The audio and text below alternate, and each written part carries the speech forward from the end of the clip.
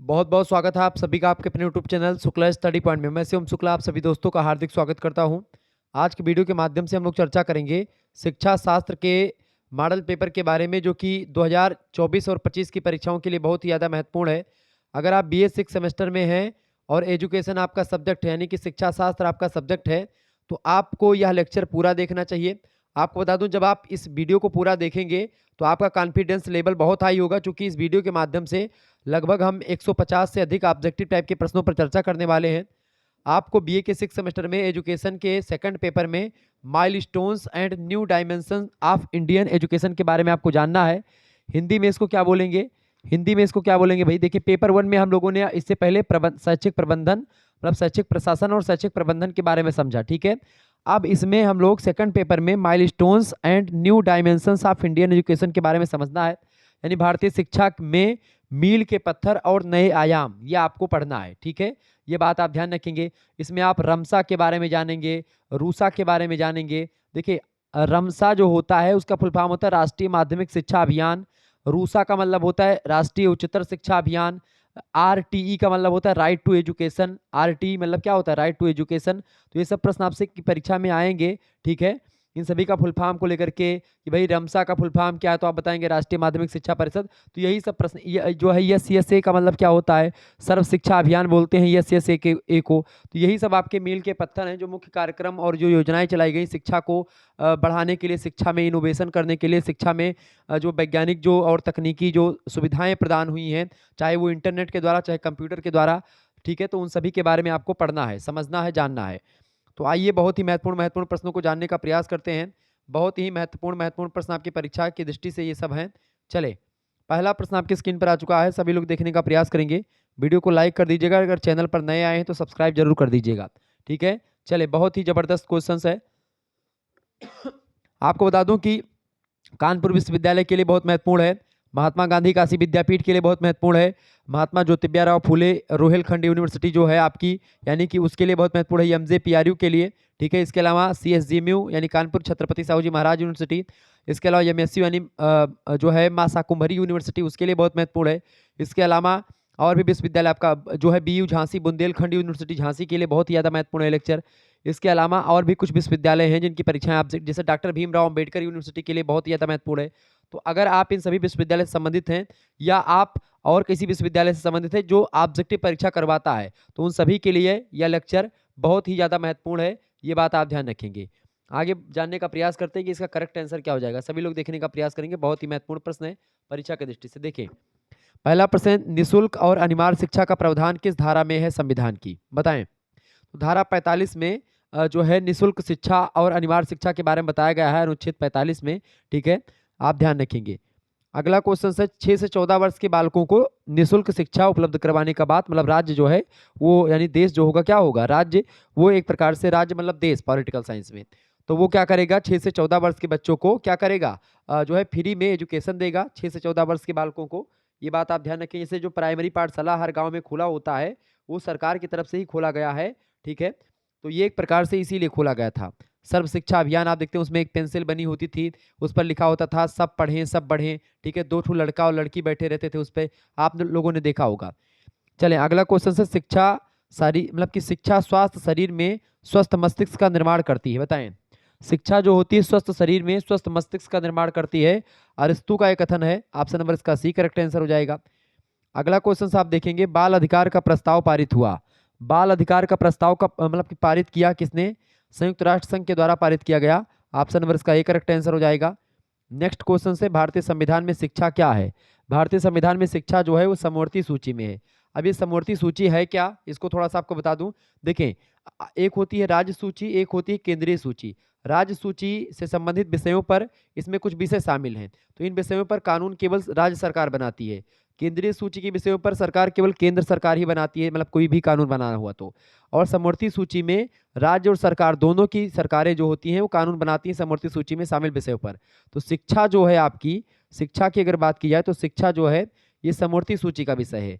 आप लोगों ने स्टेट यूनिवर्सिटी भी देखी होगी और सेंट्रल यूनिवर्सिटी भी देखी होगी। तो सेंट्रल यूनिवर्सिटी केंद्र से रिलेटेड होती है, स्टेट यूनिवर्सिटी राज्यों से संबंधित होती है, ये बात आप ध्यान रखेंगे। इसके अलावा आपको और बता दूं, शिक्षा आप देखते हैं, आप नवोदय विद्यालय को देख लें, प्राइमरी पाठशाला नवोदय आपका होता है 6 से लेकर के 12 वर्ष के बच्चों, अब 6 से लेकर के 12 क्लास 12 तक एक प्रकार से निःशुल्क शिक्षा उपलब्ध करवाता है, अगर एंट्रेंस एग्जाम देकर के पास हो जाए तो आप, ये केंद्रीय सरकार की व्यवस्था है। जबकि आप प्राइमरी पाठशाला देखेंगे राज्य सरकार के अधीन आता है, ठीक है। तो ये समवर्ती सूची का विषय है। अच्छा, इस शिक्षा पर राज्य सरकार भी कानून बना सकती है और केंद्र सरकार भी, लेकिन क्या हो, किसी एक मुद्दे पर राज्य सरकार और केंद्र सरकार दोनों ने कानून बनाया है तो वहां पर किसका मान्य होगा, केंद्र सरकार का कानून मान्य होगा, ठीक है, ध्यान रखिएगा। अगला प्रश्न है, सर्वप्रथम अनिवार्य प्राथमिक शिक्षा का बिल किसने सरकार के सामने प्रस्तुत किया, बताइएगा। बहुत ही महत्वपूर्ण प्रश्न आपकी स्क्रीन पर आ चुका है, बहुत ही महत्वपूर्ण प्रश्न है। क्या प्रश्न पूछा गया है, सर्वप्रथम अनिवार्य प्राथमिक शिक्षा का बिल किसने सरकार के सामने प्रस्तुत किया, तो गोपाल कृष्ण गोखले जी ने प्रस्तुत किया था। ऑप्शन नंबर इसका डी करेक्ट आंसर हो जाएगा। आगे देखेंगे, मिड डे मील कार्यक्रम यानी मध्याह्न भोजन कार्यक्रम इसको कहते हैं हिंदी में, जो प्राइमरी पाठशाला में अगर आपके आसपास होंगे तो आप देखते होंगे जो जो दोपहरिया भोजन मिलता है स्कूल में, खिचड़ी कहीं हो बनती है, कहीं हो हलवा बन गया, कहीं हो खीर उर बन जाती है, बढ़िया बढ़िया मेवा मिष्ठान बनता है, तो ये सब मिड डे मील कार्यक्रम के तहत ही करवाए जाते हैं। 1995 से ये एक प्रकार से व्यवस्था शुरू हुई है प्राथमिक स्कूलों के लिए। इस विचार से मतलब इस विचार से प्रारंभ किया गया, किस विचार से, ताकि नामांकन संख्या बढ़ाई जाए, क्योंकि प्राइमरी में अपने बच्चे को लोग भेजना नहीं चाहते थे, लोग सभी लोग सरकारी स्कूल में भेजते हैं, इसीलिए खाने का लालच जो एक प्रकार से थोड़ा बहुत रहेगा तो कुछ लोग जाएंगे, जैसे जो एक प्रकार से जाएंगे, कुछ लोग बच्चे, बहुत सारे बच्चे पहले बात पढ़ने के लिए जाते नहीं थे पहले, अब तो एक प्रकार से शिक्षा उच्छा को इतना ज़्यादा महत्व लोग देते हैं। पहले कुछ ही लोग केवल शिक्षा उच्छा ग्रहण करते थे, अब क्या है, सभी के बच्चे पढ़ते हैं। पहले केवल कुछ उच्च वर्ग के लोग होते थे वही पढ़ते थे, और प्राइमरी पाठशाला जब खुली तो भाई कुछ लोग अपने काम काज में जुटे होते थे, बच्चे शुरू से ही तम्बाकू कल्ला तोड़वाने में और जोंधरी गुड़वाने में, गन्ना की खेती करवाने में लगवा देते थे अपने बच्चों को बहुत सारे माता पिता। तो इसीलिए तो एक मौलिक अधिकार ये शुरू कर दिया गया कि भाई 6 से लेकर के 14 साल के बच्चों को अनिवार्य शिक्षा हर एक माता पिता का कर्तव्य होगा कि आपको करवाना है, मौलिक कर्तव्य में शामिल कर दिया गया है इसको, ठीक है। 11वां मौलिक कर्तव्य जो शामिल हुआ है, ये यही शामिल हुआ है कि भाई प्रत्येक माता पिता का कर्तव्य होगा कि अपने बच्चे को 6 से लेकर के 14 साल के जो बच्चा हैं उनको निःशुल्क और अनिवार्य शिक्षा उपलब्ध करवाए, ठीक है। ये एक प्रकार से हर माता पिता का कर्तव्य होगा, ये आपका मौलिक अधिकार, हर बच्चे का ये मौलिक अधिकार भी है, ये नीति निर्देशक तत्व भी, यानी राज्यों का भी कर्तव्य होगा कि 6 से 14 वर्ष के बच्चों को वो अनिवार्य शिक्षा उपलब्ध करवाएंगे। तो कुल मिलाकर के शिक्षा पर बल दिया गया, तो इस तरीके से, और लोग फिर भी एडमिशन नहीं ले रहे थे, तब क्या किया गया, मिड डे मील कार्यक्रम शुरू किया गया, जिससे क्या हुआ कि नामांकन यानी एडमिशन बढ़े। Option number A correct answer हो जाएगा। आगे देखेंगे अगला प्रश्न, सर्व शिक्षा अभियान का शुभारंभ कब हुआ। सर्व शिक्षा अभियान सन 2000 में इसका शुरुआत हो, 2001 में जो है इसकी शुरुआत हुई है, किसकी, सर्व शिक्षा अभियान की। सर्व शिक्षा अभियान की अगर बात की तो इसको शॉर्ट फॉर्म में क्या बोलते हैं, यस ए बोलते हैं, बात ध्यान है, क्या बोलते हैं, यस ए बोलते हैं सर्व शिक्षा अभियान को। इसमें क्या किया जाता है, 6 से लेकर के 14 साल के बच्चे को निःशुल्क अनिवार्य शिक्षा उपलब्ध करवाया जाता है, ये राज्य सरकार के अधीन है। आपको बता दूं 86वां संविधान संशोधन हुआ, ठीक है, 86वें संविधान संशोधन के द्वारा 2002 में आया ये संशोधन, 2002 में, उसमें निःशुल्क कर दिया गया, इसको एक मौलिक अधिकार की श्रेणी में घोषित कर दिया गया।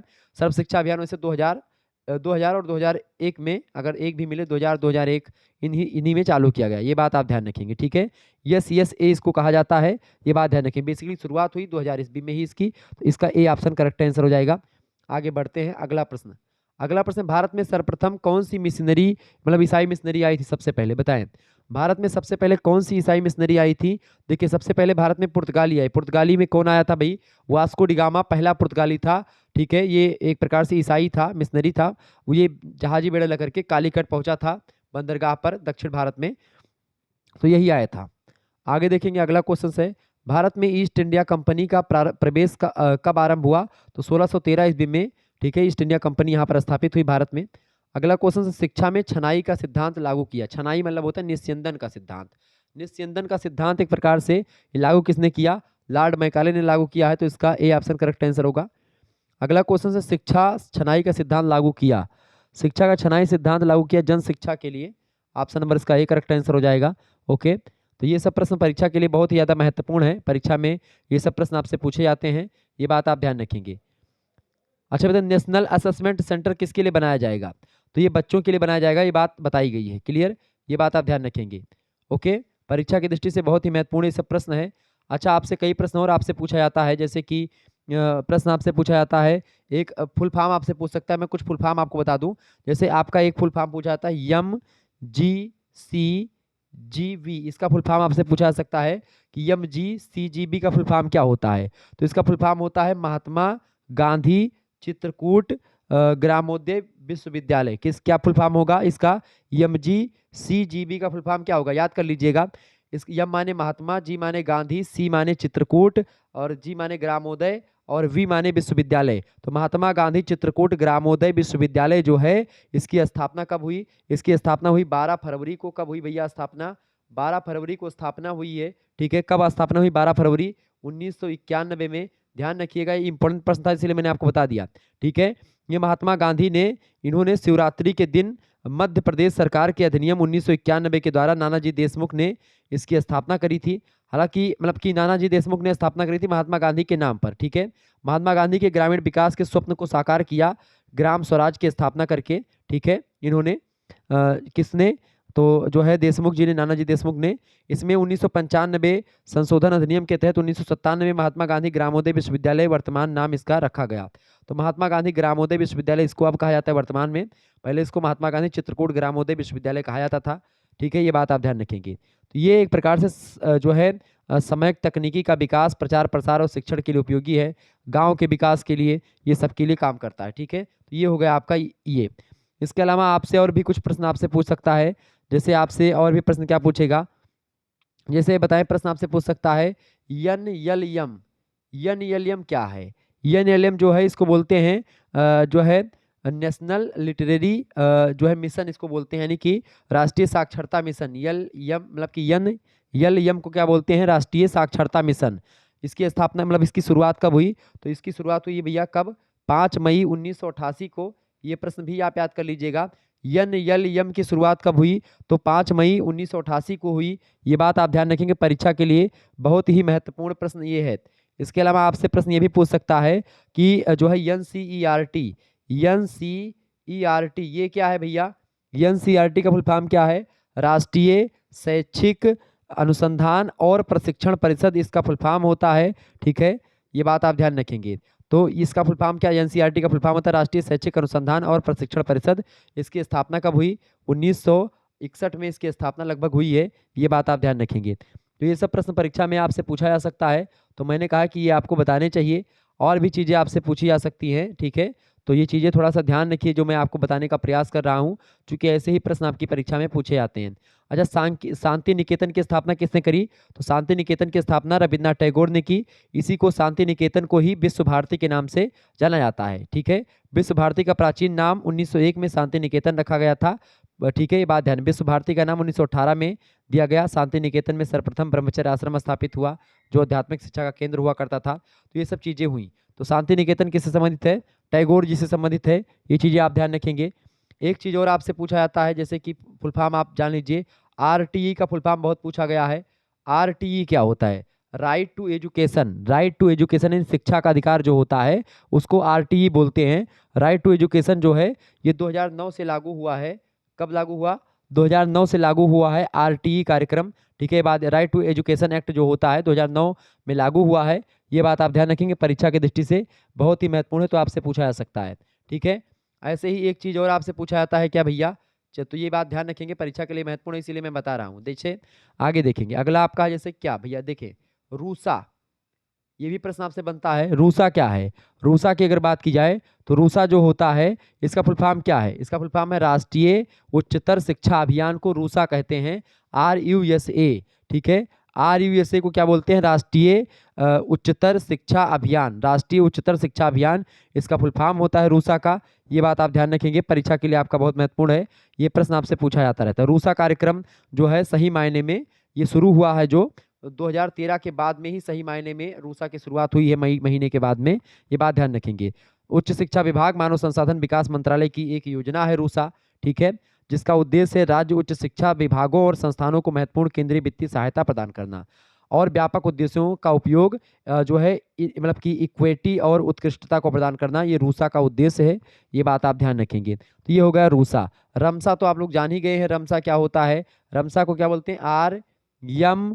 यस ए रमसा, रमसा का फुल फॉर्म क्या होता है? राष्ट्रीय माध्यमिक शिक्षा परिषद, राष्ट्रीय माध्यमिक शिक्षा अभियान, राष्ट्रीय माध्यमिक शिक्षा अभियान रमसा का फुल फॉर्म होता है।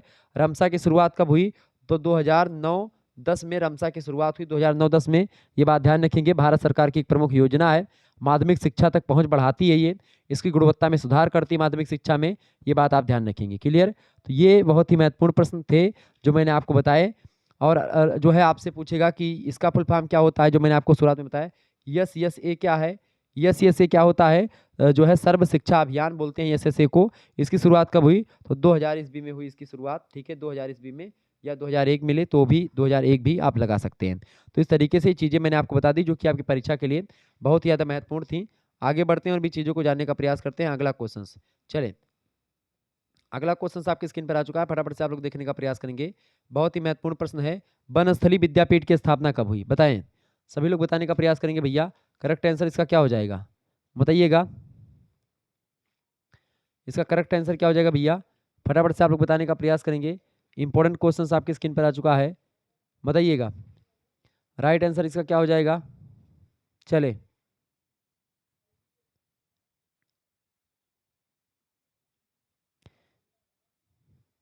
आगे बढ़ा जाए।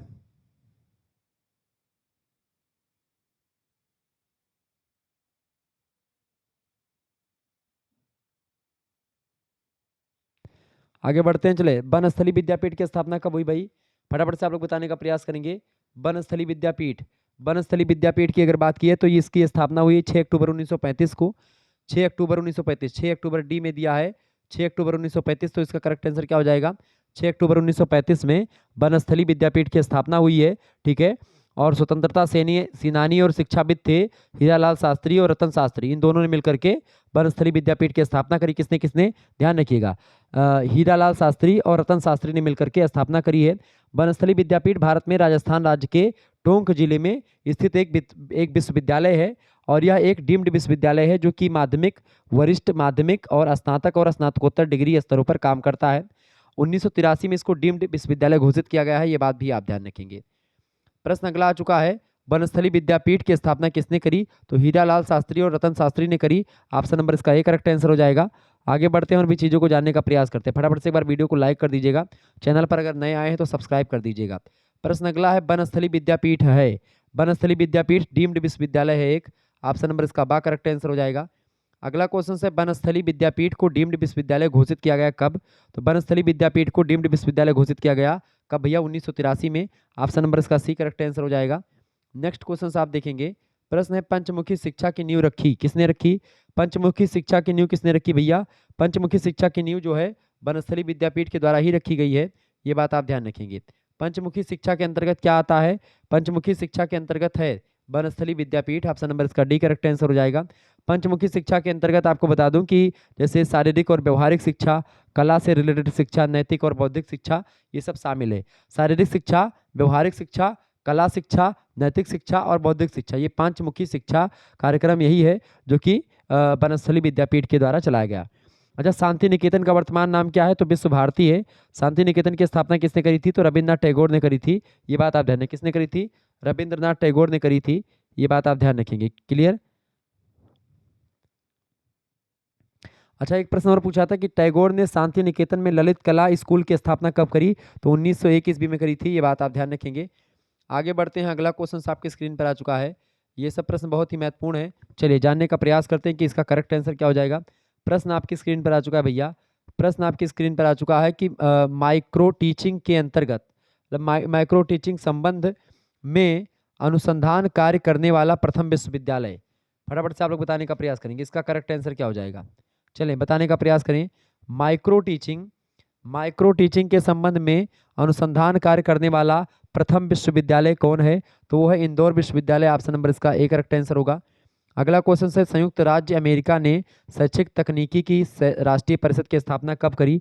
तो संयुक्त राज्य अमेरिका ने शैक्षिक तकनीकी की परिषद मतलब की राष्ट्रीय परिषद की स्थापना 1967 में करी। Option number B correct answer हो जाएगा। अच्छा, आपसे पूछेगा कि Indian association of programmed learning की स्थापना कब हुई? तो 1965 में हुई, ठीक है, ये बात आप ध्यान रखेंगे। आपसे पूछेगा कि एनसीईटी द्वारा शैक्षिक तकनीकी केंद्र की स्थापना कब हुई? तो 1973 में हुई। अच्छा, सर्वप्रथम अभिक्रमित अनुदेशन का प्रयोग करने वाला विश्वविद्यालय कौन सा था? तो बड़ौदा विश्वविद्यालय था। ये बात भी आप ध्यान रखेंगे। शैक्षिक तकनीकी का विकास कब से हुआ? 1926 से शुरू हुआ। ओके। अनुक्रमित अनुदेशन का विकास किसके द्वारा हुआ? तो स्किनर के द्वारा। आगे देखिएगा अगला क्वेश्चन।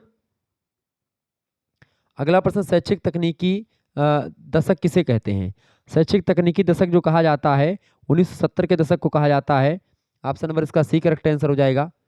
आगे देखेंगे अगला प्रश्न आपके स्क्रीन पर आ चुका। शैक्षिक तकनीकी शब्द का सर्वप्रथम प्रयोग किसने किया था? तो शैक्षिक तकनीकी शब्द का प्रयोग सबसे पहले ब्रायन मोर ने किया था। किसने किया था? ब्रायन मोर। ऑप्शन नंबर इसका बी करेक्ट आंसर होगा। आगे देखेंगे अगला क्वेश्चन आपके स्क्रीन पर आ चुका है। निम्नलिखित में से कौन शैक्षिक प्रौद्योगिकी का प्रकार नहीं है? बताएं। निम्नलिखित में से कौन शैक्षिक प्रौद्योगिकी का प्रकार नहीं है? इनमें से देखिए, शिक्षण तकनीकी, अनुदेशन तकनीकी और व्यवहार तकनीकी, ये एक प्रकार से शैक्षिक प्रौद्योगिकी के प्रकार हैं। ठीक है। संप्रेषण तकनीकी, ये एक प्रकार से इसका शैक्षिक प्रौद्योगिकी का प्रकार नहीं है। आगे देखेंगे अगला क्वेश्चन है, all India association of educational technology की स्थापना कब हुई? तो 1965 में हुई। इसका बी ऑप्शन राइट आंसर हो जाएगा। आगे देखेंगे अगला प्रश्न है, प्रौद्योगिकी एवं इंजीनियरिंग पाठ्यक्रम को मान्यता प्रदान करता है कौन? तो प्रौद्योगिकी और इंजीनियरिंग पाठ्यक्रम को मान्यता देता है कौन? AICTE। ठीक है, AICTE जो होता है ये प्रौद्योगिकी एवं इंजीनियरिंग पाठ्यक्रम को मान्यता देता है। ये बात आप ध्यान रखेंगे। आगे बढ़ते हैं और भी चीज़ों को जानने का प्रयास करते हैं। ठीक है, चले अगला प्रश्न, शैक्षिक तकनीकी का शिक्षण मशीन के रूप में सर्वप्रथम प्रयोग किसने किया? शैक्षिक तकनीकी का शिक्षण मशीन के रूप में सर्वप्रथम प्रयोग किया था सिडनी एल प्रेसे ने। ऑप्शन नंबर इसका सी करेक्ट आंसर होगा। नेक्स्ट क्वेश्चन है, शैक्षिक तकनीकी शैक्षिक समस्याओं के समाधान का एक व्यवस्थित उपागम है। किसने कहा? शैक्षिक तकनीकी शैक्षिक समस्याओं के समाधान का एक व्यवस्थित उपागम है। इस कथन को किसने कहा था? कॉक्स महोदय ने कहा था। ऑप्शन नंबर इसका सी करेक्ट आंसर होगा। आगे देखेंगे अगला क्वेश्चन है, शैक्षिक प्रौद्योगिकी के क्षेत्र में सबसे पहले सबसे प्रभावशाली कार्य किसने किया? बताएं। शैक्षिक तकनीकी शैक्षिक प्रौद्योगिकी के क्षेत्र में सबसे प्रभावशाली कार्य किसने किया है? तो BF स्किनर ने किया है। ऑप्शन नंबर इसका डी करेक्ट आंसर होगा। अगला क्वेश्चन आपके स्क्रीन पर आ चुका है, शैक्षिक तकनीकी में नया उदीयमान माध्यम है। नया उदीयमान माध्यम है इंटरनेट। ठीक है, ऑप्शन नंबर इसका ए करेक्ट। इंटरनेट के आ जाने से शिक्षा में बहुत ज़्यादा प्रचार प्रसार शिक्षा का हुआ है। शिक्षा में आप जान लीजिए कि शिक्षा में औपचारिकता आ गई है। ये बात ध्यान रखेंगे। ओके, आगे बढ़ा जाए। आगे बढ़ते हैं और भी प्रश्नों को जानने का प्रयास करते हैं। एक बार फटाफट से वीडियो को लाइक कर दीजिएगा। चैनल पर अगर नए आए हैं तो सब्सक्राइब कर दीजिएगा। ओके, चलिए प्रश्न अगला आपकी स्क्रीन पर आ चुका है। अच्छा, मोक का फुल फॉर्म क्या होता है? एक प्रश्न आपसे ये बन सकता है मोक के बारे में। ठीक है, कि मोक्स क्या है? MOOCS। ठीक है, ये ध्यान रखिए, MOOCS क्या है?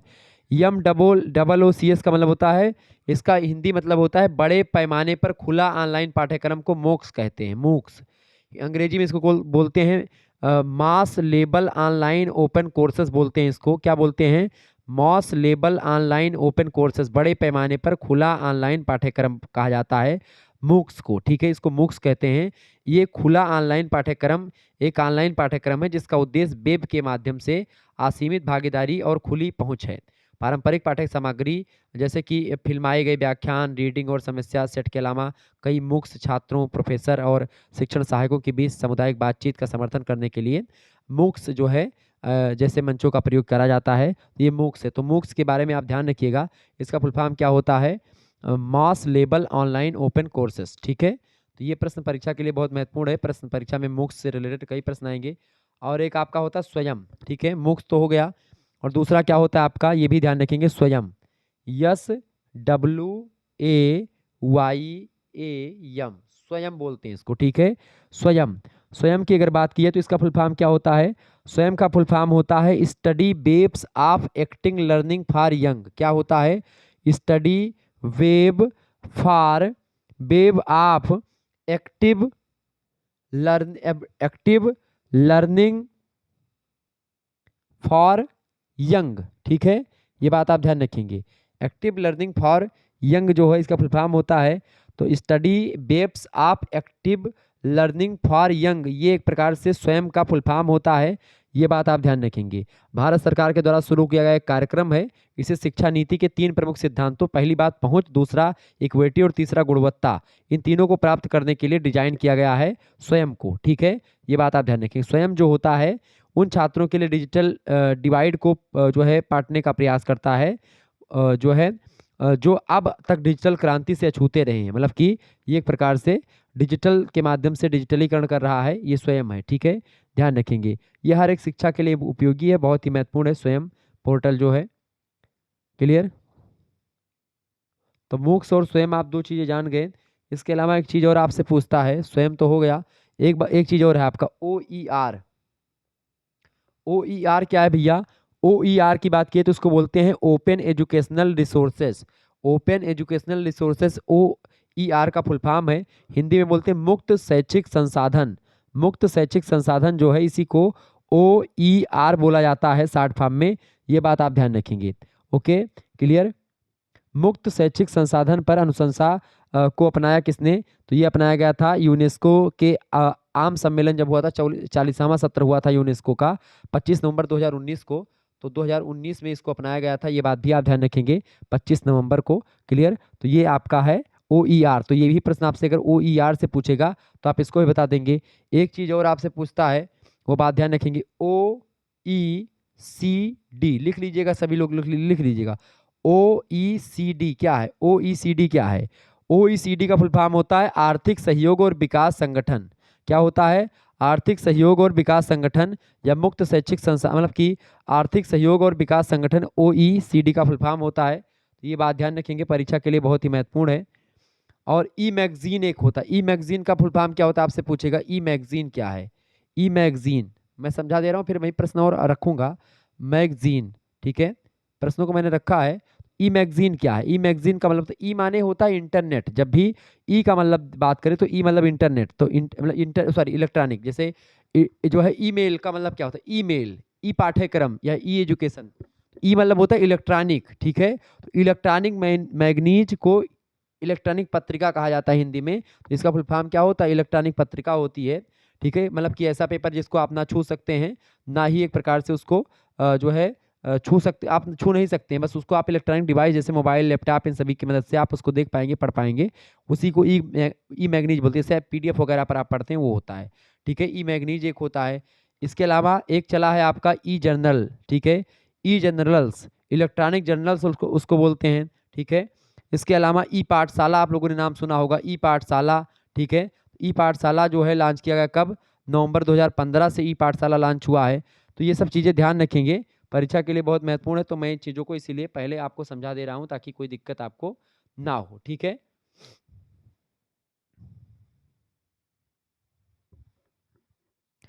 आगे देखेंगे, चलें। प्रश्न आपकी स्क्रीन पर आ चुका है, सभी लोग देखने का प्रयास करेंगे, इंपॉर्टेंट क्वेश्चंस है। अगला प्रश्न, दूरदर्शन क्रियाशील रहता है, रखता है। दूरदर्शन जो होता है दृश्य इंद्रियों को और श्रव्य इंद्रियों को सभी को क्रियाशील रखता है, क्योंकि आप इसमें देखते हैं दूरदर्शन को और आवाज भी सुनाई पड़ती है। दृश्य श्रव्य दोनों माध्यम है Doordarshan. C option correct answer होगा। टेक्नोलॉजी शब्द की उत्पत्ति हुई है। टेक्नोलॉजी शब्द की उत्पत्ति जो हुई है ये आपका जो है टेक्चर और टेक्निकोस, इन दोनों शब्दों से हुई है। इसका डी ऑप्शन करेक्ट आंसर होगा, B एंड C दोनों। अगला क्वेश्चन, शिक्षा का मुख्य माध्यम है। शिक्षा का मुख्य माध्यम क्या है भैया? शिक्षा का मुख्य माध्यम क्या है? कंप्यूटर जो होता है शिक्षा का मुख्य माध्यम है आज के युग में। ऑप्शन नंबर इसका A करेक्ट आंसर हो जाएगा। अगला प्रश्न है, कंप्यूटर का आधुनिक प्रतिरूप। कंप्यूटर का अत्याधुनिक मतलब कि अत्याधुनिक प्रतिरूप क्या है? सुपर कंप्यूटर जो है ये कंप्यूटर का अत्याधुनिक प्रतिरूप है। Option number C correct answer हो जाएगा। नेक्स्ट क्वेश्चन से, कंप्यूटर की मुख्य विशेषताएं क्या हैं? कंप्यूटर की मुख्य विशेषताएं हैं, तीव्र गति से काम करता है, स्वचालित है और परिशुद्ध भी, मतलब कि काम जो है एक प्रकार से शुद्धता के साथ करता है। इसका करेक्ट आंसर हो जाएगा D ऑप्शन उपरोक्त सभी। आगे देखेंगे, अगला क्वेश्चन है, WWW का पूरा रूप क्या होता है, यानी कि इसका फुल फॉर्म क्या होता है? अच्छा, रेडियो का आविष्कार किसने किया था? मार्कोनी ने किया था, ये बात भी आप ध्यान रखेंगे। अच्छा, भारत में अभिक्रमित अनुदेशन की उत्पत्ति कब हुई? 1963 से हुई है, ये बात ध्यान रखेंगे, परीक्षा में प्रश्न पूछा गया है। WWW का फुल फॉर्म क्या होता है? World wide web. ठीक है, वर्ल्ड वाइड वेब इसका फुल फॉर्म है, B ऑप्शन करेक्ट आंसर हो जाएगा। आगे देखेंगे अगला क्वेश्चन आपकी स्क्रीन पर आ चुका है। प्रश्न है, एक कंप्यूटर से दूसरे कंप्यूटर में इलेक्ट्रॉनिक विधि से संदेश स्थानांतरण करने को क्या कहते हैं? डी मेल, सी मेल या ई मेल? तो क्या बोलेंगे? सभी को पता होगा, ईमेल बोलेंगे। सी ऑप्शन करेक्ट आंसर होगा। ईमेल का फुल फॉर्म क्या होता है? Electronic mail. अगला क्वेश्चन से, भारत में निर्मित प्रथम कंप्यूटर, भारत में निर्मित प्रथम कंप्यूटर है परम 1000। ठीक है, परम 1000, 10,000 नहीं 1000, परम 10,000, परम 10,000, एक परम 10,000, इसका ये ऑप्शन करेक्ट आंसर होगा। अगला प्रश्न, कंप्यूटर की कार्यप्रणाली में सम्मिलित है। कंप्यूटर की कार्यप्रणाली में आप देखें इनपुट डिवाइस सम्मिलित है, निवेश इकाई बोलते हैं इनपुट यूनिट को, प्रोसेसिंग यूनिट यानी सीपीयू जिसको बोलते हैं, और निर्गत माने होता है आउटपुट डिवाइस। तो ये आउटपुट, इनपुट और प्रोसेसिंग इन सभी से मिलकर के बनता है। डी ऑप्शन ऊपर, तो सभी इसका करेक्ट आंसर हो जाएगा। कंप्यूटर का आविष्कार किसने किया था? चार्ल्स बेबेज ने किया। ए ऑप्शन करेक्ट आंसर होगा। नेक्स्ट क्वेश्चन है, निम्न में से कौन सी आउटपुट युक्ति नहीं है इनमें से? देखें, मॉनिटर, प्रिंटर और एलसीडी प्रोजेक्टर, ये सब आपके आउटपुट युक्ति हैं, आउटपुट डिवाइस हैं। स्कैनर जो होता है आपका आउटपुट डिवाइस नहीं है। इसका डी ऑप्शन राइट आंसर हो जाएगा। आगे देखेंगे अगला प्रश्न आपकी स्क्रीन पर आ चुका है, फटाफट से आप लोग देखने का प्रयास करेंगे। इंपॉर्टेंट क्वेश्चन है, ऐसे ही प्रश्न परीक्षा में आते रहते हैं, ये बात आप ध्यान रखेंगे। प्रश्न आपकी स्क्रीन पर आ चुका है। अच्छा, एक प्रश्न और आपसे पूछा जाता है, ये बताएं कि ये जो है इनसेट एक कब छोड़ा गया? इनसेट एक कब छोड़ा गया? तो 1982 में छोड़ा गया था, अप्रैल महीने में। इनसेट 2 कब छोड़ा गया? 2C, इनसेट 2C कब छोड़ा गया? 7 दिसंबर 1995 को छोड़ा गया। ये बात आप ध्यान रखेंगे। Clear? INSAT 2C। INSAT 1A कब छोड़ा गया? 1982 में, अप्रैल के महीने में, मैंने बताया। अच्छा, साइट उद्घाटित कब हुआ? साइट 1975 में, अगस्त के महीने में साइट उद्घाटित हुआ। अच्छा, इनसेट 2B प्रक्षेपित कब हुआ? 23 जुलाई 1993 में। ये बात आप ध्यान रखेंगे। आगे बढ़ते हैं, एडुसेट में क्या है? एडुसेट में क्या है? 72 चैनल शामिल हैं। डी ऑप्शन करेक्ट आंसर होगा। अगला प्रश्न है, किस नेटवर्क का क्षेत्र 1 किलोमीटर मतलब 1 मीटर से 1 किलोमीटर तक फैला है? इनमें से तो लैन जो होता है, लोकल एरिया नेटवर्क बोलते हैं लैन को। ए ऑप्शन करेक्ट आंसर हो जाएगा। अगला क्वेश्चन से, दूरदर्शन प्रभावी अधिगम का एक महत्वपूर्ण यंत्र है क्योंकि यह स्रोत है, बताएं। दूरदर्शन प्रभावी अधिगम का एक महत्वपूर्ण यंत्र है क्योंकि यह स्रोत है किसका? यह बहुइंद्रिय अनुदेशन का स्रोत है। ऑप्शन नंबर इसका बी करेक्ट आंसर हो जाएगा। आगे देखिएगा अगला क्वेश्चन है, प्रथम भारतीय उपग्रह कौन सा है? प्रथम भारतीय उपग्रह है भास्कर फर्स्ट। ऑप्शन नंबर इसका बी करेक्ट आंसर होगा। भास्कर फर्स्ट जो है ये प्रथम उपग्रह है। क्लियर? ये बात आप ध्यान रखेंगे, भारत का प्रथम है। अच्छा, ई पाठशाला की सुविधा की शुरुआत कब हुई? 2015 से हुई है। क्लियर? ये बात आप ध्यान रखेंगे। आगे देखेंगे, प्रश्न आपकी स्क्रीन पर आ चुका है। प्रश्न आपकी स्क्रीन पर आ चुका है, SITE का फुल फॉर्म क्या होता है? SITE इसका फुल फॉर्म क्या होता है? SIT का फुल फॉर्म होता है सैटेलाइट इंस्ट्रक्शनल टेलीविजन एक्सपेरिमेंट। क्या होता है? सैटेलाइट इंस्ट्रक्शनल टेलीविजन एक्सपेरिमेंट इसका फुल फॉर्म होता है। इसका ए ऑप्शन करेक्ट आंसर होगा। अगला प्रश्न है, भारत में शैक्षिक दूरदर्शन की शुरुआत कब हुई? भारत में शैक्षिक दूरदर्शन की शुरुआत कब हुई? फटाफट से आप बताएंगे। तो भारत में शैक्षिक दूरदर्शन की शुरुआत 1959 में हुई। ऑप्शन नंबर इसका बी करेक्ट आंसर होगा। भारत में रेडियो प्रसारण का प्रारंभ हुआ? रेडियो प्रसारण 1929 से प्रारंभ हुआ। डी ऑप्शन राइट आंसर होगा। एडुसेट स्थापित हुआ कब भैया? एडुसेट कब स्थापित हुआ? 2010 में। Option number A correct answer हो जाएगा। अच्छा, इनसेट जो है IB मतलब इनसेट फर्स्ट बी जो है ये एक प्रकार से ये कब प्रक्षेपित किया गया? इनसेट फर्स्ट ए जो प्रक्षेपित किया गया 1982 में प्रक्षेपित किया गया। और जो आपका ये इनसेट IB है ये 1983 में प्रकाशित किया, मतलब कि इनसेट फर्स्ट का V जो है ये प्रक्षेपित किया गया 1983 में। जबकि इनसेट फर्स्ट ए कब प्रकाशित हुआ था, मतलब छोड़ा गया था? तो ये सब सैटेलाइट है, ये अप्रैल 1982 में छोड़ा गया था।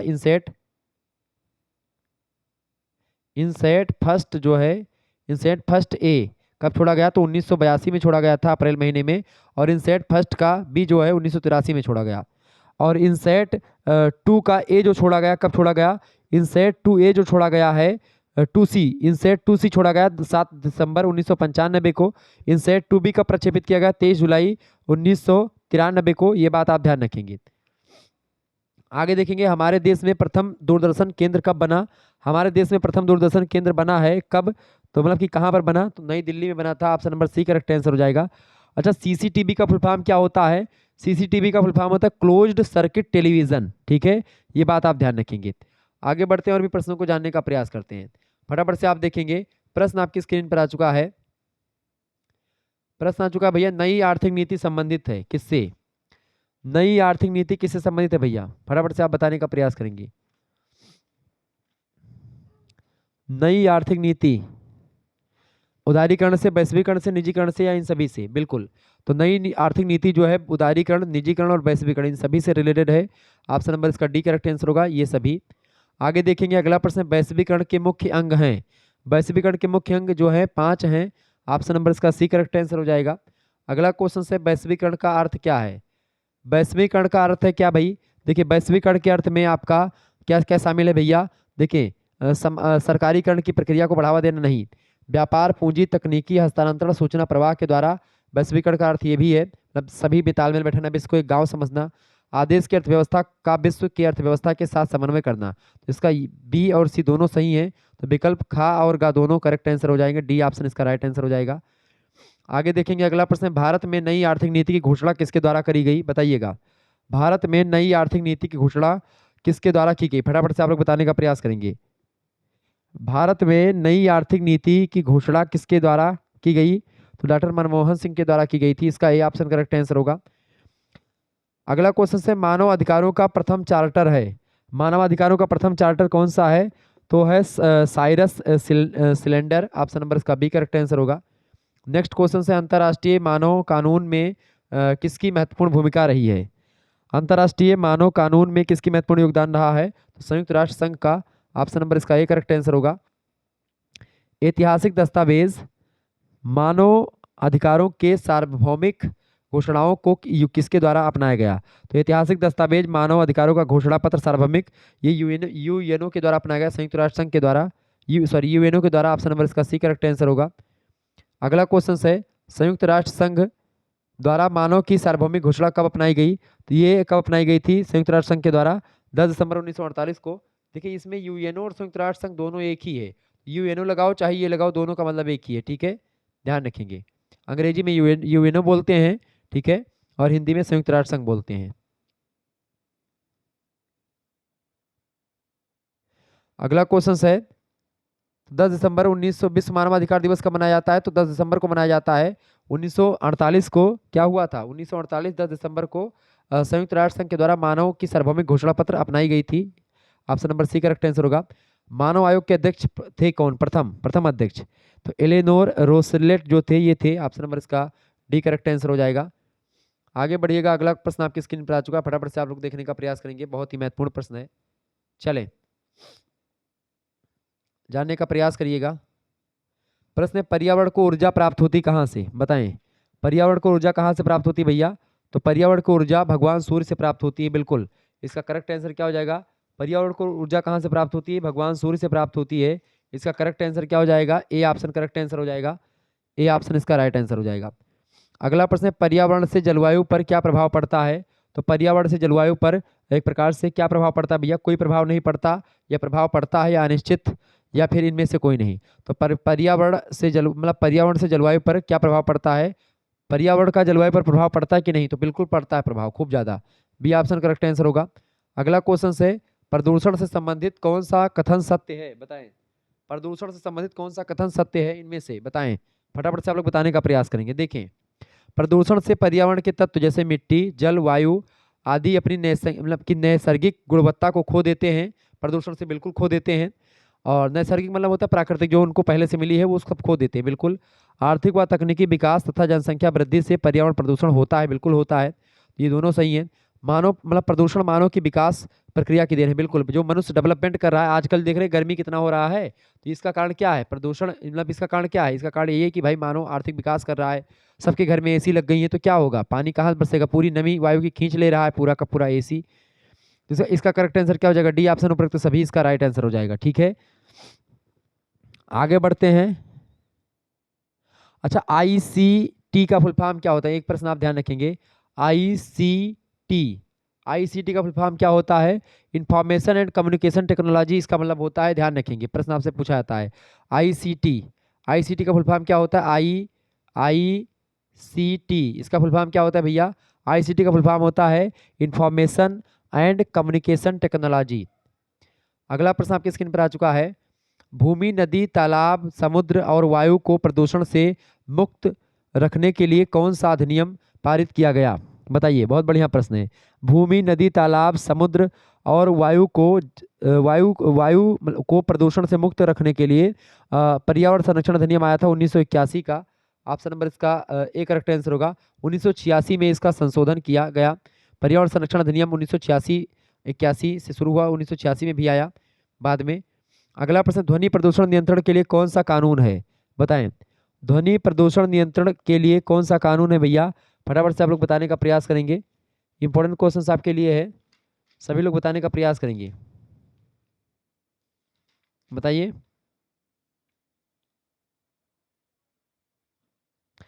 ध्वनि प्रदूषण नियंत्रण के लिए कौन सा कानून है? तो 1998 का पर्यावरण संरक्षण कानून जो है उसके लिए है। ऑप्शन नंबर इसका बी करेक्ट आंसर होगा। अगला प्रश्न है, भारत के संविधान के अनुच्छेद 48 के आस में क्या है? तो अनुच्छेद 48 का ए जो है वो पर्यावरण की रक्षा के लिए है। ऑप्शन नंबर इसका ए करेक्ट आंसर हो जाएगा। मतलब राज्य का कर्तव्य होगा कि वो अपने देश की पर्यावरण और गुणवत्ता वायु की क्वालिटी को बनाए रखेंगे। ये नीति निर्देशक सिद्धांत में भारतीय संविधान में कहा गया है, ये बात ध्यान रखेंगे। पर्यावरण को एक अमूर्त वस्तु किसने कहा? तो डेविस महोदय ने कहा था। अच्छा, विश्व पर्यावरण दिवस कब मनाया जाता है? 5 जून को मनाया जाता है, ये बात भी ध्यान रखेंगे। औपचारिक पर्यावरणीय शिक्षा का क्या अर्थ है? औपचारिक पर्यावरणीय शिक्षा का अर्थ होता है प्राथमिक पर्यावरणीय शिक्षा के पाठ्यक्रमों के द्वारा शिक्षा, व्याख्यानों के द्वारा पर्यावरणीय शिक्षा और संगोष्ठियों के द्वारा पर्यावरणीय शिक्षा, ये सब औपचारिक पर्यावरणीय शिक्षा के अर्थ हैं। डी ऑप्शन करेक्ट आंसर होगा उपयुक्त सभी। आगे देखेंगे, पर्यावरणीय शिक्षा में किसकी शिक्षा दी जाती है? तो पर्यावरणीय शिक्षा में पर्यावरण संबंधी समस्याओं का समाधान करने की बात बताई जाती है। पर्यावरण से रिलेटेड ज्ञान बताया जाता है। पर्यावरण प्रबंधन यानी कि जो मतलब कि जो आपका इन्वायरमेंटल जो है मैनेजमेंट है उसको बताया जाता है, और सस्टेनेबल डेवलपमेंट पर चर्चा करी जाती है। तो यानी कि ये तीनों बिल्कुल पर्यावरणीय शिक्षा के अंतर्गत दिया जाता है ज्ञान, ये सब। डी ऑप्शन ऊपर सभी करेक्ट आंसर हो जाएगा। पर्यावरण पर अधिकार है, पर्यावरण पर किसका अधिकार है? तो पर्यावरण पर भैया समस्त जीवों का अधिकार है। किसका अधिकार है पर्यावरण पर? समस्त जीवों का। ऑप्शन नंबर इसका डी राइट आंसर हो जाएगा। आगे देखेंगे, अगला प्रश्न आपकी स्क्रीन पर आ चुका है, फटाफट से आप देखेंगे। प्रश्न है, पहली बार बैगरी मैथाई सहित, बताएं, पहली बार बैगरी मैथाई सहित पर्यावरण चैंपियन को वैश्विक 500 पुरस्कार किस वर्ष प्रदान किए गए थे? फटाफट से आप लोग बताने का प्रयास करेंगे, इसका राइट आंसर क्या हो जाएगा? तो पहली बार बैगरी मैथाई सहित पर्यावरण चैंपियन को वैश्विक 500 पुरस्कार जो प्रदान किए गए थे 1987 में प्रदान किए गए थे। 1987, ऑप्शन नंबर इसका सी में दिया 1987, यहाँ पर मिट गया है, 1987 कर लेंगे, करेक्ट आंसर हो जाएगा सी ऑप्शन। अगला प्रश्न, डाप्सन इकाई का उपयोग क्या था? डाप्सन इकाई जो होती है ये ओजोन परत की मोटाई को मापने के लिए प्रयोग करते हैं। ओजोन परत क्या है? ओजोन का सूत्र क्या होता है ओजोन परत का? O3 होता है। O3 की अगर बात किए तो ये सूर्य से आने वाली पराबैंगनी किरणों को रोकता है, ओजोन परत जो है, ठीक है। इसका क्षरण हो रहा है CFC गैसेस और तमाम प्रकार की जो ग्रीन हाउस गैसेस हैं उसके कारण से ऐसा हो रहा है, ठीक है। आगे देखेंगे, अगला प्रश्न है, त्वचा कैंसर किन कारणों से होता है? Skin cancer. तो जो सूर्य की पराबैंगनी किरणें होती हैं उन्हीं से होता है। तो जब ऑस्ट्रेलिया, अंटार्कटिका या कहीं किसी देश के ऊपर जो है बहुत बड़ा गड्ढा हो, मतलब कि बहुत बड़ा छेद हो चुका है इसके, मतलब कि इसके ओजोन परत में, ओजोन परत जो है ये ऊपर वायुमंडल में स्थित है, जो कि सूर्य से जो पराबैंगनी किरणें आती हैं, जो मतलब मनुष्य के योग्य किरणें नहीं होती, मनुष्य के लिए हानिकारक होती हैं, स्किन कैंसर हो सकता है उन किरणों से, उन्हीं किरणों को पराबैंगनी किरणें कहते हैं। तो उनको ये अवशोषित कर लेता है कौन? O3 यानी ओजोन जो होता है, वो ओजोन परत, ओजोन लेयर, इसका सी ऑप्शन करेक्ट आंसर होगा। त्वचा कैंसर जो होता है सूर्य की पराबैंगनी किरणों से होता है। अगला प्रश्न, निम्न में से किस ईंधन को पर्यावरण स्नेही ईंधन कहा जाता है? तो पर्यावरण स्नेही ईंधन किसको कहा जाता है भैया? पर्यावरण स्नेही संपीड़ित प्राकृतिक गैस को कहते हैं। डी ऑप्शन करेक्ट आंसर हो जाएगा। अगला क्वेश्चन है, निम्न में से कौन सा वाहनों के लिए सबसे कम प्रदूषक ध्वनि, मतलब कि कौन सा सबसे कम प्रदूषक ध्वनि है इनमें से? तो संपीड़ित प्राकृतिक गैस, ऑप्शन नंबर इसका सी करेक्ट आंसर हो जाएगा। मतलब कि ईंधन कौन सा सबसे कम जो है प्रदूषण करता है? तो आपका वो करता है CNG, ठीक है। CNG का फुल फॉर्म क्या होता है? कंप्रेस्ड नेचुरल गैस, संपीड़ित प्राकृतिक गैस को ही कंप्रेस्ड नेचुरल गैस कहते हैं CNG। सीएनजी जो होता है ये क्या करता है, सीएनजी आपका जो है क्या होता है, इको फ्रेंडली होता है, ये पर्यावरण को ज़्यादा नुकसान नहीं पहुंचाता है। डीजल पेट्रोल बहुत ज़्यादा नुकसान पहुंचाते हैं। राष्ट्रीय पर्यावरण शोध संस्थान कहाँ स्थित है, राष्ट्रीय पर्यावरण शोध संस्थान नागपुर में स्थित है, option number C correct answer होगा। अगला प्रश्न है, संयुक्त राष्ट्र पर्यावरण कार्यक्रम का मुख्यालय कहाँ स्थित है, संयुक्त राष्ट्र पर्यावरण कार्यक्रम का मुख्यालय नैरोबी में स्थित है, option number A correct answer हो जाएगा। विश्व पर्यावरण संरक्षण दिवस कब मनाया जाता है, विश्व पर्यावरण संरक्षण दिवस 22 नवंबर को मनाया जाता है, ऑप्शन नंबर इसका ए करेक्ट आंसर होगा। आगे देखेंगे, वायु प्रदूषण निवारण एवं नियंत्रण अधिनियम किस सन में अधिनियमित हुआ, तो 1981 में अधिनियमित हुआ, इसका ये ऑप्शन करेक्ट आंसर हो जाएगा। आगे देखिएगा, अगला प्रश्न आपकी स्क्रीन पर आ चुका है। चलें, अगला क्वेश्चन आपकी स्क्रीन पर आ चुका है। सर्वप्रथम रानी लक्ष्मीबाई राष्ट्रीय शारीरिक शिक्षा संस्थान की स्थापना कहाँ की गई थी, तो ये ग्वालियर में की गई थी, मध्य प्रदेश ग्वालियर में, ऑप्शन नंबर इसका ए करेक्ट आंसर हो जाएगा। नेक्स्ट क्वेश्चन है, किस वर्ष ब्रिटिश सरकार ने शिक्षा में सुधार के लिए सैडलर आयोग की स्थापना की थी, बताएं। किस वर्ष ब्रिटिश सरकार ने शिक्षा में सुधार के लिए सैडलर आयोग की स्थापना करी थी, तो 1917 ईस्वी में, ऑप्शन नंबर इसका ए करेक्ट आंसर हो जाएगा। अगला क्वेश्चन है, लॉर्ड मैकाले किससे संबंधित हैं, बताएं। लॉर्ड मैकाले किससे संबंधित हैं, अंग्रेजी शिक्षा से रिलेटेड हैं Lord Macaulay, option number A correct answer होगा। अगला प्रश्न, सर चार्ल्स वुड का आज्ञा पत्र प्रकाशित हुआ, सर चार्ल्स वुड का आज्ञा पत्र 19 जुलाई 1854 में प्रकाशित हुआ, ऑप्शन नंबर इसका ए करेक्ट आंसर हो जाएगा। अगला क्वेश्चन है, अधोगामी निस्यंदन का मतलब कि निस्पंदन का सिद्धांत जो है, अधोगामी निस्पंदन का सिद्धांत किसने दिया, तो थॉमस बेम्बिगटन मैकाले ने दिया इसको, ऑप्शन नंबर इसका बा करेक्ट आंसर हो जाएगा।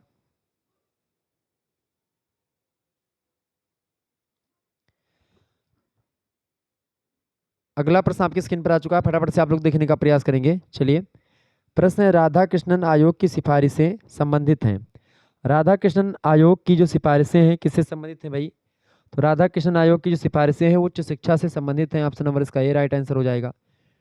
आगे देखेंगे, अगला प्रश्न है, निरौपचारिक शिक्षा की विभिन्न साधनों से किस आयु वर्ग के लिए अधिक दबाव डाला गया था, तो निरौपचारिक शिक्षा के विभिन्न साधनों के लिए 20 से 35 वर्ष के लिए दबाव डाला गया था, इसका डी ऑप्शन करेक्ट आंसर होगा।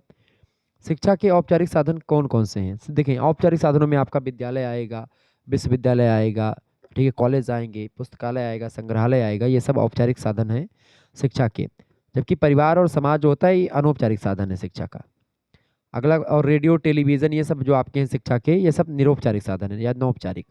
अगला क्वेश्चन है, परिवार शिक्षा का सर्वोत्तम स्थान है और बालक जो प्रथम विद्यालय है, यह कथन किसका है, बताएं। परिवार शिक्षा का सर्वोत्तम स्थान है और बालक जो प्रथम विद्यालय है, यह कथन किसका है, तो पेस्टलाजी ने कहा था, बी ऑप्शन करेक्ट आंसर होगा। पेस्टलाजी एक शिक्षा शास्त्री है। अगला प्रश्न है, अगला क्वेश्चन है, बालक यानी बच्चे का मस्तिष्क कोरी स्लेट की तरह होता है, यह कथन किसका है, तो यह कथन रूसो का है, Jean Jacques Rousseau, option number A correct answer हो जाएगा। अगला क्वेश्चन है, एनईपी 2020 का मसौदा किस समिति ने तैयार किया था, तो कस्तूरी रंगन समिति ने तैयार किया था। नेशनल एजुकेशन पॉलिसी जो 2020 में आई, जिसके तहत आपकी परीक्षा हर 4 महीने पर हो रही इस समय।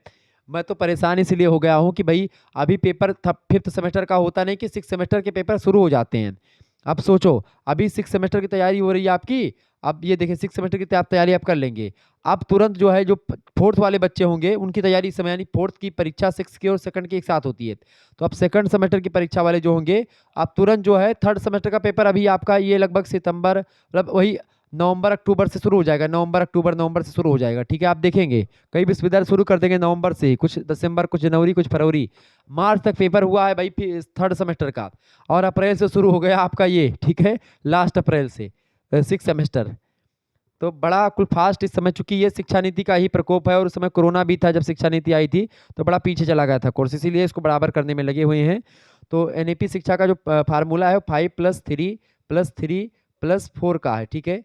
5 मतलब इसमें कक्षा 1 से पहले के 3 क्लास और कक्षा 1 और 2 इसमें शामिल है। इसमें 3 वाले में क्या शामिल है, कक्षा आप मतलब कि आपका 3, 4 और 5, इसमें आपका 6, 7 और 8, और इस 4 में आपका 9, 10, 11 और 12, ठीक है, ये शामिल है। आगे बढ़ते हैं और प्रश्नों को जानने का प्रयास करते हैं। फटाफट से एक बार वीडियो को लाइक कर दीजिएगा। प्रश्न आपकी स्क्रीन पर आ चुका है भाई। प्रश्न है, पंचमुखी शिक्षा के अंतर्गत पंचमुखी शिक्षा के अंतर्गत क्या शामिल है भाई, फटाफट से आप लोग बताने का प्रयास करेंगे। पंचमुखी शिक्षा के अंतर्गत शामिल है, पंचमुखी शिक्षा के अंतर्गत शारीरिक और व्यवहारिक शिक्षा शामिल है। शारीरिक शिक्षा, व्यवहारिक शिक्षा, कला शिक्षा, नैतिक शिक्षा और बौद्धिक शिक्षा, ये सब शामिल है आपका पंचमुखी शिक्षा के अंतर्गत। डी ऑप्शन करेक्ट आंसर होगा ये सभी। अगला क्वेश्चन है, किस केंद्रीय मंत्रालय के अंतर्गत नवोदय विद्यालय समिति और केंद्रीय विद्यालय संगठन स्वायत्त निकाय हैं, बताइएगा। इसका करेक्ट आंसर क्या हो जाएगा, गृह मंत्रालय, रक्षा मंत्रालय या वित्त मंत्रालय या फिर मानव संसाधन विकास मंत्रालय। तो करेक्ट आंसर हो जाएगा मानव संसाधन विकास मंत्रालय, डी ऑप्शन। अच्छा, मानव संसाधन विकास मंत्रालय का नाम बदल करके ये कर दिया गया नई शिक्षा नीति के द्वारा शिक्षा मंत्रालय, ठीक है। आगे देखेंगे, नवोदय विद्यालय संगठन का उद्देश्य है, नवोदय विद्यालय संगठन का उद्देश्य होता है ग्रामीण क्षेत्र के बालकों को शिक्षा प्रदान करने हेतु और ग्रामीण क्षेत्र के अनुसूचित जाति और जनजाति बालकों को शिक्षा प्रदान करना, दोनों। इसका करेक्ट आंसर हो जाएगा सी ऑप्शन, विकल्प का और खा दोनों। अगला प्रश्न, जवाहर नवोदय विद्यालय का गठन कब हुआ था। जवाहर नवोदय विद्यालय का गठन हुआ था 1986 में, option number A correct answer हो जाएगा। अगला प्रश्न, नवोदय विद्यालय संगठन संबंधित है, जवाहर नवोदय विद्यालय संगठन जो संबंधित है ये केंद्रीय माध्यमिक शिक्षा बोर्ड नई दिल्ली से रिलेटेड है, ऑप्शन नंबर इसका बा करेक्ट आंसर होगा। अगला प्रश्न, नवोदय विद्यालय का ध्येय क्या है, प्रज्ञान ब्रह्म इसका ध्येय है, ऑप्शन नंबर इसका सा करेक्ट आंसर हो जाएगा। आगे देखेंगे, अगला प्रश्न आपकी स्क्रीन पर आ चुका है, फटाफट से आप लोग देखने का प्रयास करेंगे, बहुत ही महत्वपूर्ण प्रश्न है। प्रश्न है, कोमल उपागम को जाना जाता है, बताएं। कोमल उपागम को जाना जाता है तकनीकी के रूप में, सभी तकनीकी यानी अनुदेशन तकनीकी, शिक्षण तकनीकी और व्यवहार तकनीकी, ये कोमल उपागम को इन सभी तकनीकी के रूप में जाना जाता है, डी ऑप्शन करेक्ट आंसर होगा, सभी तकनीकी। अगला प्रश्न, शिक्षण तकनीकी का मुख्य विषय क्या है। शिक्षण तकनीकी का मुख्य विषय है विश्लेषण करना, व्यवहार का निरीक्षण करना, मूल्यांकन करना, ये सभी, डी ऑप्शन करेक्ट आंसर होगा उपयुक्त सभी। आगे देखेंगे, शिक्षण तकनीकी में बल दिया जाता है किस पर। शिक्षण तकनीकी में योजना, व्यवस्था पर और प्रस्तुतिकरण और मूल्यांकन पर, इन सभी पर बल दिया जाता है। इसका सी ऑप्शन करेक्ट आंसर होगा, ए और बी दोनों पर, योजना, व्यवस्था, प्रस्तुतिकरण और मूल्यांकन, इन सभी पर। अगला प्रश्न, ज्ञानात्मक, भावात्मक और क्रियात्मक उद्देश्य प्राप्त करते हैं। ज्ञानात्मक, भावात्मक और क्रियात्मक उद्देश्य प्राप्त करते हैं शैक्षिक तकनीकी के द्वारा, option number A correct answer होगा, जो है एजुकेशनल टेक्नोलॉजी के द्वारा। दार्शनिक, मनोवैज्ञानिक व सामाजिक ज्ञान प्रयोग होता है। दार्शनिक, मनोवैज्ञानिक व सामाजिक ज्ञान का प्रयोग शिक्षण प्रक्रिया में होता है, ऑप्शन नंबर इसका बी करेक्ट आंसर हो जाएगा। अगला प्रश्न, शिक्षण तकनीकी का प्रयोग किया जाता है विकास में, किस विकास में। तो शिक्षण तकनीकी का प्रयोग किया जाता है शिक्षा संबंधी विकास में, option number A correct answer हो जाएगा। अगला प्रश्न, शिक्षण तकनीकी के द्वारा होता है, शिक्षण तकनीकी के द्वारा जो क्या होता है, शिक्षण तकनीकी के द्वारा अध्यापकों और विद्यार्थियों के व्यवहार पर नियंत्रण होता है, शिक्षण प्रतिमानों का निर्माण होता है, शिक्षा का नियोजन करा जाता है, शिक्षा की व्यवस्था करी जाती है, शिक्षा का मार्गदर्शन, शिक्षा में समस्याओं का समाधान और शिक्षा में से संबंधित लोगों पर नियंत्रण, ये सब एक प्रकार से शैक्षिक तकनीकी के द्वारा संभव है, option number D correct answer हो जाएगा उपयुक्त सभी। आगे देखेंगे, अनुदेशन तकनीकी का विकास किया गया है। अनुदेशन तकनीकी का विकास जो है ब्रूनर और ग्लेसर महोदय ने किया है, ऑप्शन नंबर इसका बा करेक्ट आंसर हो जाएगा।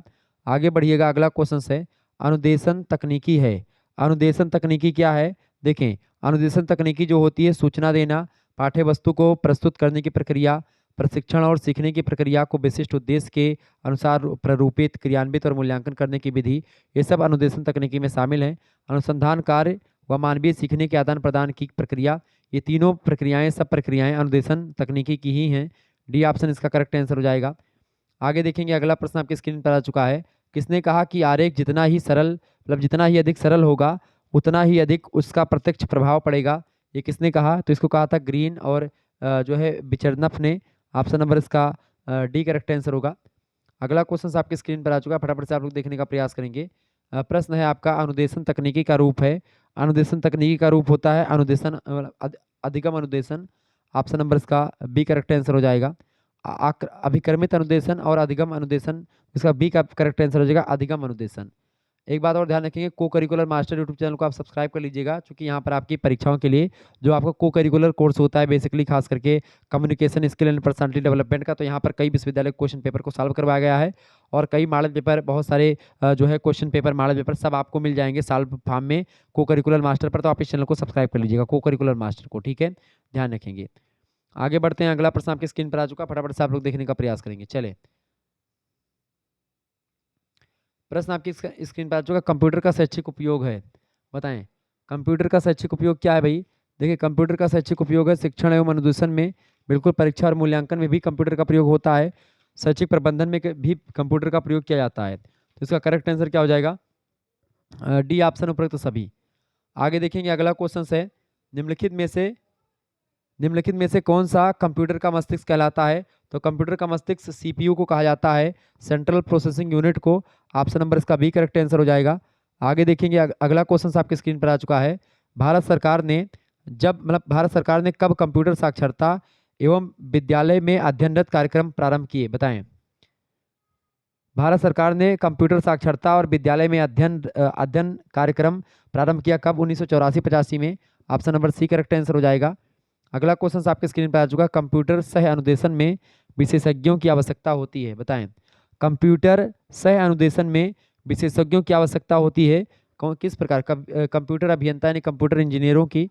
Option number B correct answer हो जाएगा। अगला प्रश्न है, अभिक्रमित अनुदेशन के संबंध में क्या कथन सत्य नहीं है इनमें से?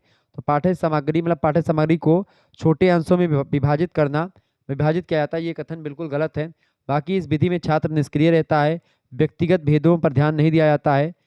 ठीक है, तो अभिक्रमित अनुदेशन के संबंध में यह कथन बिल्कुल गलत है। आगे देखेंगे अगला क्वेश्चन है, वर्ल्ड वाइड वेब का निर्माण कब किया गया? वर्ल्ड वाइड वेब का WWW का जो है निर्माण 1990 के दशक में किया गया। सी ऑप्शन करेक्ट आंसर होगा। यूआरएल का पूरा नाम क्या है? यूआरएल का पूरा नाम है uniform resource locator. Option number इसका ए करेक्ट आंसर हो जाएगा। नेक्स्ट क्वेश्चन है, कंप्यूटर में रैम का पूर्ण नाम क्या है? रैम का फुल फॉर्म क्या होता है? रैम का फुल फॉर्म होता है रैंडम एक्सेस मेमोरी। ठीक है, और रोम का फुल फॉर्म क्या होता है भाई? देखिए रोम का फुल फॉर्म होता है रीड ओनली मेमोरी। ठीक है, रीड ओनली मेमोरी। ठीक है, ध्यान रखेंगे रोम का फुल फॉर्म होता है। आगे देखेंगे अगला प्रश्न आपकी स्क्रीन पर आ चुका है,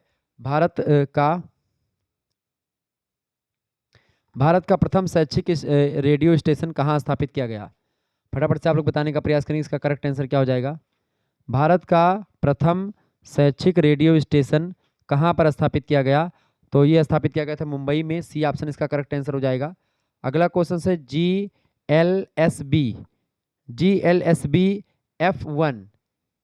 GSLV F फर्स्ट को कब प्रक्षेपित किया गया? 2004 में प्रक्षेपित किया गया इसको। सी ऑप्शन करेक्ट आंसर हो जाएगा। अगला प्रश्न है, निम्नलिखित में से किसको दूरदर्शन क्रियाशील रखता है? बताएं। निम्नलिखित में से किसको दूरदर्शन जो होता है वो क्रियाशील रखता है? तो इन दृश्य इंद्रियों को और श्रव इंद्रियों दोनों को, ए और बी दोनों को। सी ऑप्शन इसका करेक्ट आंसर होगा।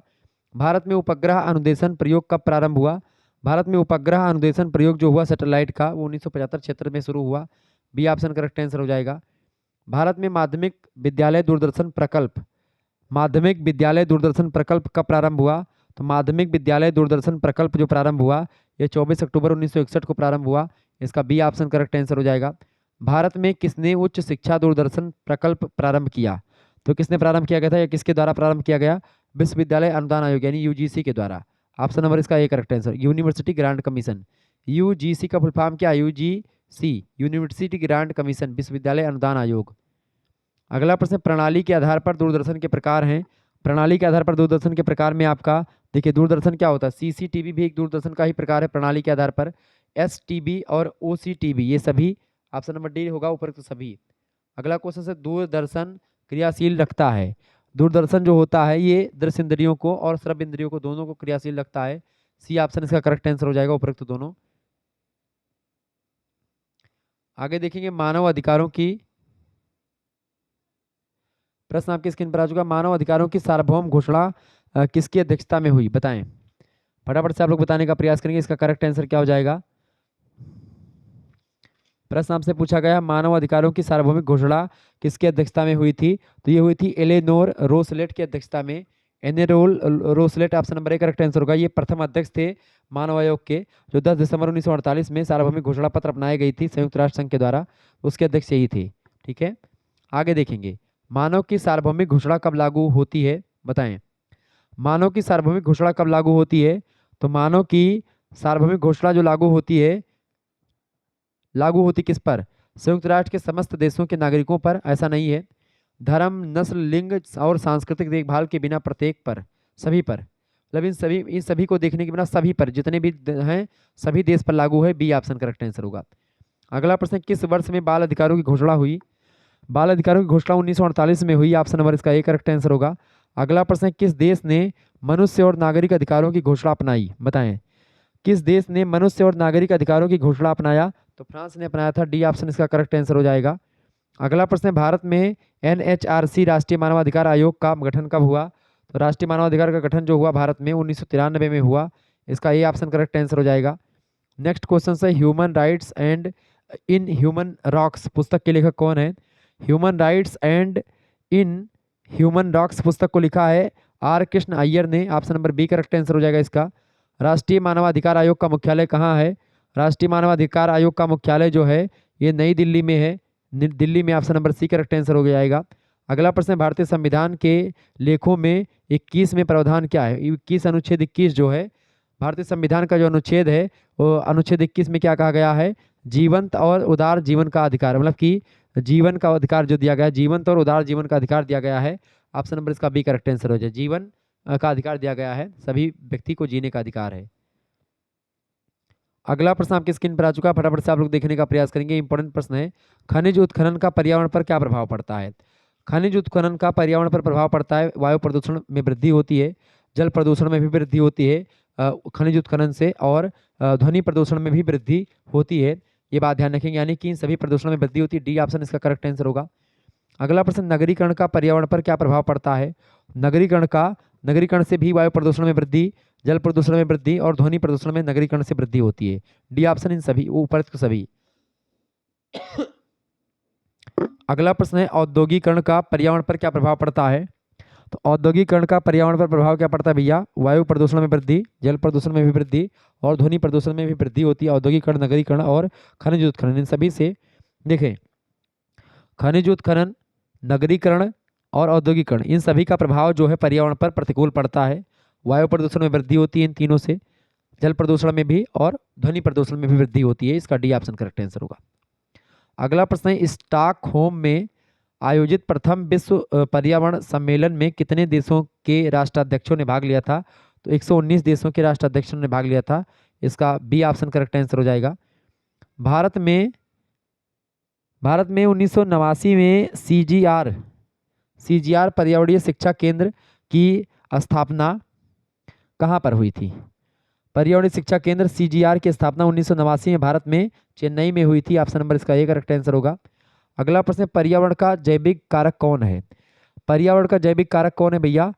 पर्यावरण का जैविक कारक है वनस्पति, option number A correct answer हो जाएगा। अगला प्रश्न है, पर्यावरण पर नजर रखने वाली संस्था कौन सी है? तो वर्ल्ड वॉच जो है ये पर्यावरण पर नजर रखने वाली संस्था है, ऑप्शन नंबर इसका ए करेक्ट आंसर हो जाएगा। अगला प्रश्न है, पर्यावरण संरक्षण का क्या अभिप्राय है? पर्यावरण संरक्षण का मतलब होता है प्राकृतिक संसाधनों का संरक्षण किया जाए, इसका सी ऑप्शन करेक्ट आंसर होगा। पर्यावरण मतलब प्राकृतिक संसाधनों के संरक्षण को ही पर्यावरण संरक्षण कहा जाता है, सी ऑप्शन करेक्ट आंसर होगा। आर्थिक विकास का पर्यावरण पर क्या प्रभाव पड़ता है? आर्थिक विकास का पर्यावरण पर प्रतिकूल प्रभाव पड़ता है, पर्यावरण का ह्रास होने लगता है इससे, ठीक है, ऑप्शन नंबर इसका सी करेक्ट आंसर होगा। नेक्स्ट क्वेश्चन है, आर्थिक विकास से कौन सी क्रिया स्वतः होने लगती है? देखिए, प्राकृतिक मतलब कि आर्थिक विकास से क्या होता है? सबसे पहली बात, आर्थिक विकास से औद्योगिकरण होता है, वनों का विनाश होता है और नगरीकरण बढ़ता है, इसका डी ऑप्शन करेक्ट आंसर होगा, उपरोक्त सभी, डी ऑप्शन। अगला क्वेश्चन है, भारत सरकार ने पर्यावरण संबंधी अलग विभाग की स्थापना कब करी? तो भारत सरकार ने पर्यावरण संबंधी अलग विभाग की स्थापना 1 नवंबर 1980 को करी थी, ए ऑप्शन इसका करेक्ट आंसर हो जाएगा। आगे बढ़ते हैं, अगला प्रश्न आपकी स्क्रीन पर आ चुका है, फटाफट से आप लोग देखने का प्रयास करेंगे, इंपॉर्टेंट क्वेश्चन है, चलें बताइएगा इसका करेक्ट आंसर क्या हो जाएगा भाई। बहुत ही महत्वपूर्ण प्रश्न आपकी स्क्रीन पर आ चुका है।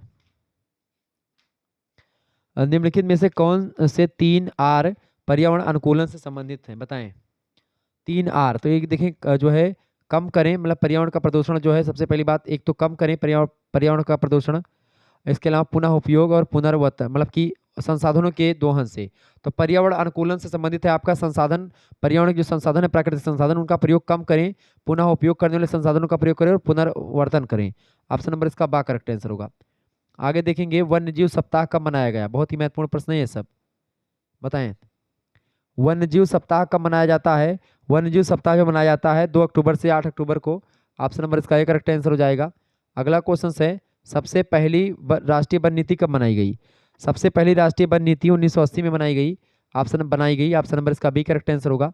राष्ट्रीय पर्यावरण मास का आयोजन होता है।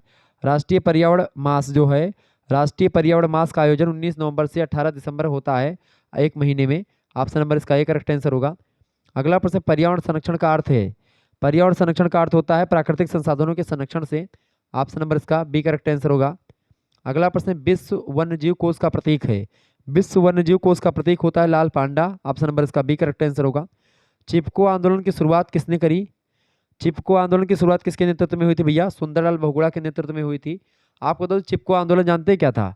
पेड़ों की कटाई से रिलेटेड है। वन को काटने से रोकने के लिए चिपको आंदोलन शुरू किया गया। इसमें क्या होता था कि जब पेड़ों को काटने के लिए आते थे लोग, तो क्या करते थे, सुंदरलाल बहुगुणा और इनकी टीम पेड़ों को चिपक जाते थे पकड़ करके कि भाई तो इसीलिए इसको चिपको आंदोलन कहा गया, क्योंकि पेड़ों को पकड़ चिपक जाते थे कि भाई पहले मेरे को काट दो फिर पेड़ काटना। मतलब पेड़ों से इतना प्यार था। और सुंदरलाल बहुगुणा जी को प्रणाम करो आप सभी लोग, क्योंकि इनके द्वारा बहुत सारे जो है एक प्रकार से आंदोलन करा गया कि भाई पेड़ को काटने से रोका जाए। सरकार के खिलाफ आंदोलन किया, सभी के खिलाफ आंदोलन किया। अगला प्रश्न है, वह अंतर्राष्ट्रीय समझौता जिसके द्वारा कार्बन डाइऑक्साइड और ग्रीन हाउस गैसेस का उत्सर्जन को कम करना स्वीकार किया गया। तो ये किया गया था किसके द्वारा भैया? क्योटो प्रोटोकॉल जो आया था जापान में 1997 के द्वारा। Kyoto protocol Japan 1997। Option number इसका बी करेक्ट आंसर हो जाएगा। तो इस तरीके से आप लोगों ने बहुत सारे इंपॉर्टेंट प्रश्नों को समझ लिया, जो कि आपकी परीक्षा की दृष्टि से बहुत महत्वपूर्ण थे। मैंने लगभग आपको 150 से अधिक ऑब्जेक्टिव टाइप के प्रश्नों के बारे में बताया, और मैंने बीच बीच में और भी चीज़ों को आपको बता दी, ताकि जो आपकी परीक्षा के लिए बहुत महत्वपूर्ण प्रश्न थे, तो आपके लिए बहुत ही इंपॉर्टेंट है। आप किसी भी विश्वविद्यालय, किसी भी कॉलेज में पढ़ रहे हैं, आपके लिए यह लेक्चर 100% महत्वपूर्ण है। ठीक है, यही प्रश्न आपकी परीक्षा में 100% आएंगे। तो आप इस वीडियो को अंत तक देखें, इसके लिए आपका बहुत बहुत धन्यवाद। को करिकुलर चैनल को आप सब्सक्राइब कर लीजिएगा, BA करिकुलर यूट्यूब चैनल को सब्सक्राइब कर लीजिएगा। इसके अलावा BA करिकुलर यूट्यूब चैनल, को करिकुलर मास्टर यूट्यूब चैनल, और इसके अलावा आप हमको इंस्टाग्राम पर भी फॉलो कर सकते हैं, शुक्ला स्टडी पॉइंट पर। ठीक है, शुक्ला स्टडी पॉइंट के नाम से ID है, इंस्टाग्राम पर आप फॉलो कर सकते हैं हमको। धन्यवाद, मिलते हैं फिर नेक्स्ट वीडियो में। बहुत बहुत धन्यवाद आप सभी का। ठीक है, बहुत बहुत धन्यवाद भाई। Good night, I love you सभी को, बहुत बहुत धन्यवाद। वीडियो को लाइक कर दीजिए, चैनल पर करना है तो सब्सक्राइब जरूर कर दीजिएगा।